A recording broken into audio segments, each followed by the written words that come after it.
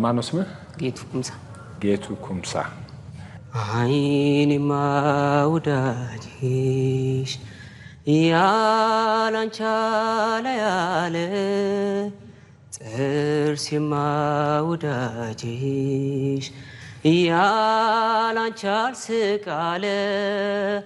ሆዴ ነው ጠላትሽ ልበልት ያደረ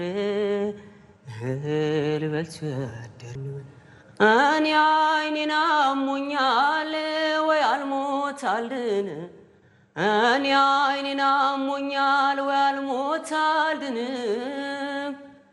እሷንም ጥሎባት እንደኔ ትሁን እሷንም ጥሎባት እንደኔ ትሁን አይኔማ እሺ ጌቱ እሺ አንዳንድ ቦታ ላይ ይፈርሳል በተለይ ዜማውን በመትዘጋበት ጊዜ የመጨረሻው መስጊያ ዜማው ላይ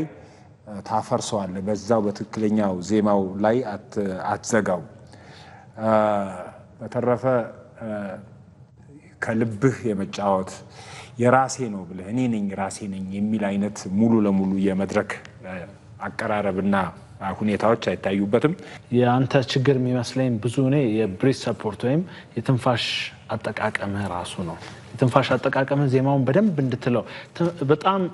ጠቃሚ ነገር ነው ምክንያቱም ትንፋሽ ይዘህ ከሆነ የምትነሳው ዜማውን ቅኝቱን ጠብቀ ዜማውን እንድትጨርሰው ይረዳሃል ግን ትንፋሽ ከሌለ ውስጥ እንድትፈርስ የሚያደርገው እሱ ነው ለዚህ ነው የመፈራረስ ስሜት ያለው በተረፈ ለኦሪንቴሽኑ ነበር ካደል